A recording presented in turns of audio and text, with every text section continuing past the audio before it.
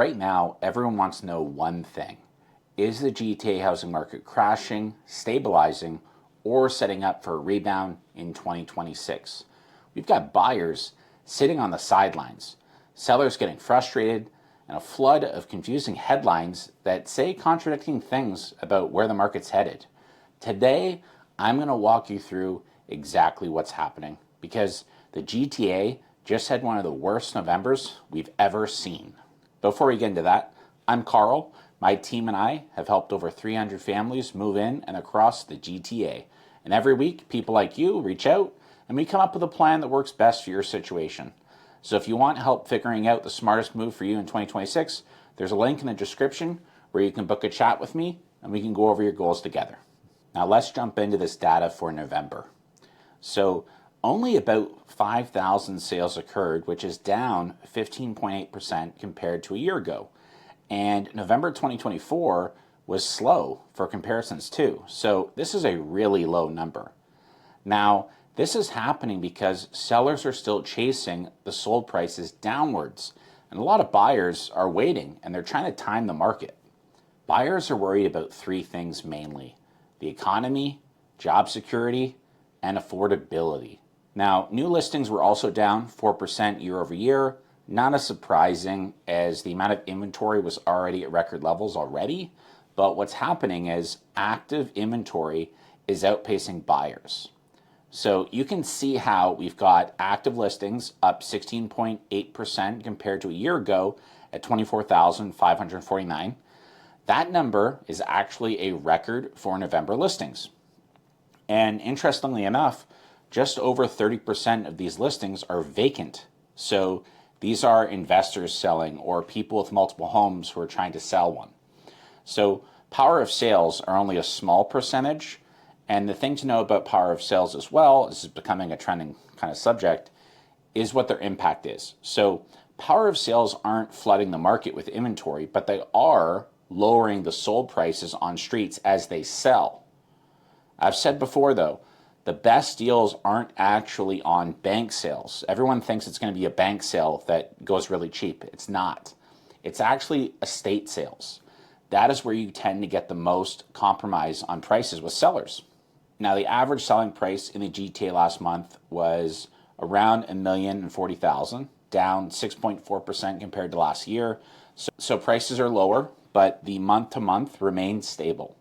I think as we enter the winter months, though, the sold prices are going to drop more. You have record inventory and a Canadian winter arriving, which is going to put things even more in favor of buyers because sellers, they're going to have to reduce their listings and they're going to have to entertain offers if they actually want to sell. And the biggest force right now in the market is buyer confidence. So many buyers are out there looking, but they are very selective and they'll only get into favorable deals.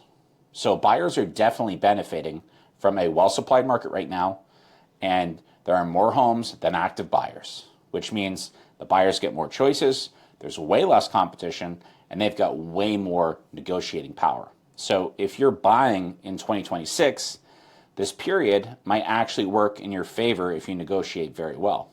And let's also talk condos because this is the part that gets a bit sneaky. So if you look at the averages, the condo prices don't look that bad, but that average number is lying to you. So see how condo average price only went down 1.7% in November? It's kind of shocking considering we all know condos are getting hit extremely hard right now. And this number is misleading because of the fact that a lot of cheaper, smaller shoebox condos, those like micro condos that are, under 400 square feet that investors used to buy, or the smaller units, they aren't selling even at cheap prices. So they're just sitting there.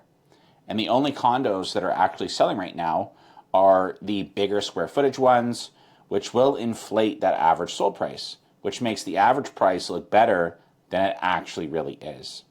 But the best metric you can look at would be the price per square foot. This is the real metric you should measure, and it's down. And in sub-segments, it's down meaningfully. And recently, the government said for new construction properties, they may waive the HST tax, right? But developers aren't really building because of that. They're not building because of tariffs and the current prices. So they can't sell their units for the most part, with the exception of detached homes, new construction. But the pre-construction condo market is dead, with only 50-something units sold all of Toronto last month.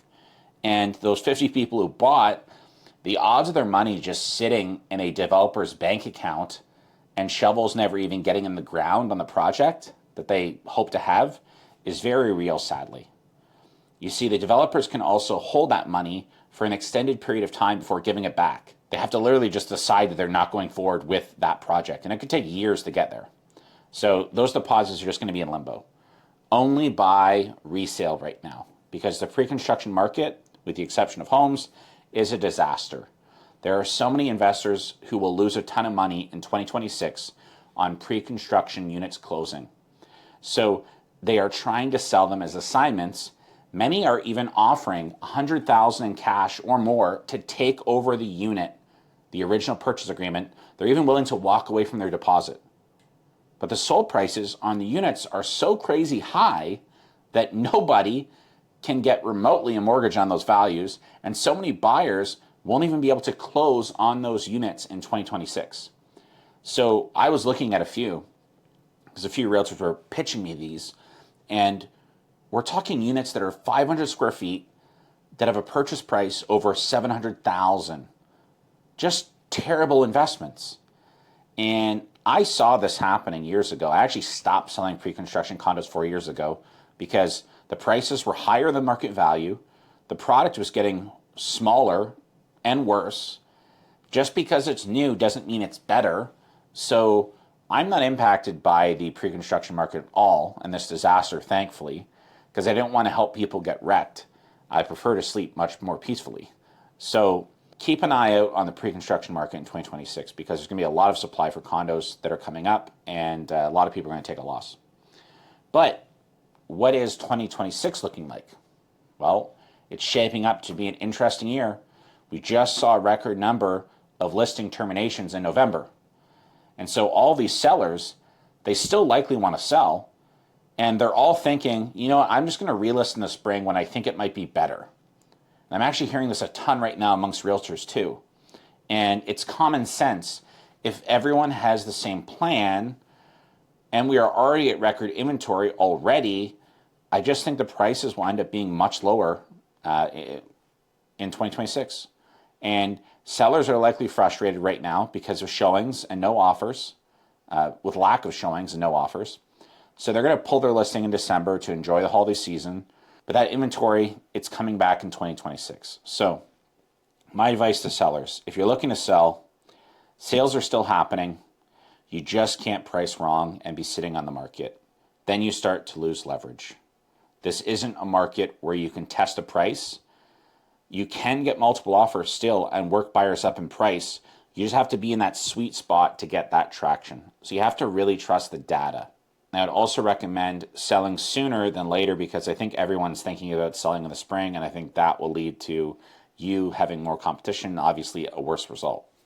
I think buyers will be house hunting in the new year.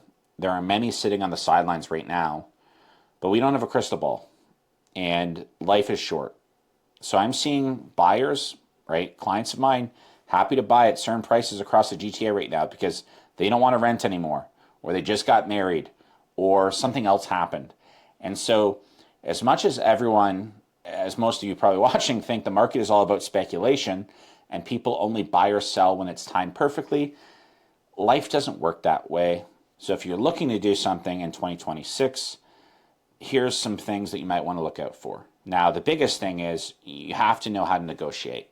You can't just lowball an offer without context. So we typically type up personal letters to humanize your offer, so you're not just a number on a page. There's a story behind you where maybe they can build rapport and then they'll like it.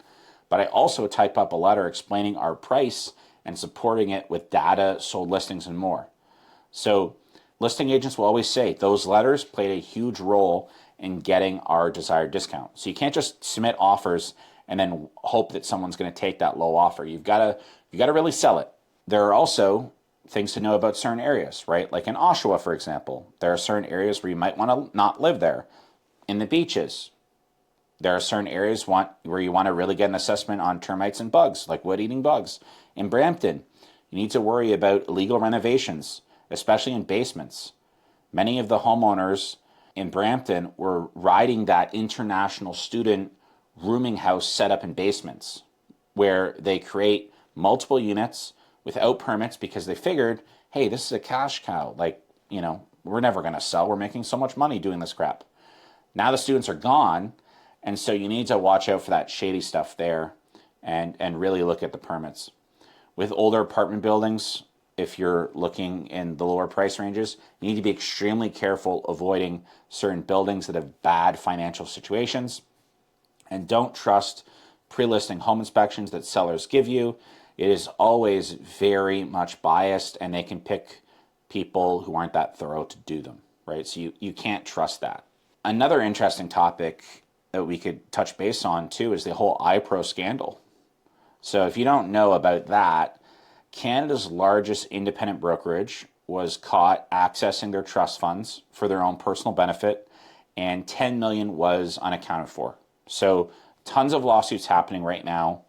And the reason I'm bringing this up is if the brokerage you are buying a listing from is an independent brokerage, you might want to be careful with that deposit, because unlike public brokerages that have accountability and accountants monitoring everything, these independent brokerages have very little oversight on them.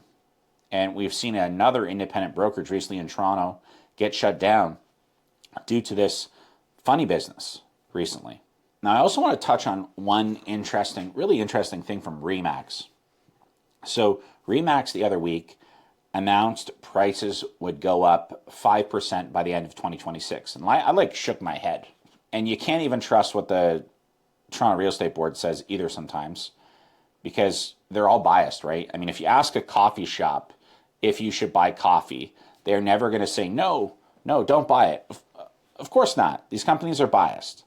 And so I mainly work with families, first-time buyers, and people trading up or downsizing. And I just tell them what's going on, ask them what they want to do, and then we see what makes sense for them and their situation.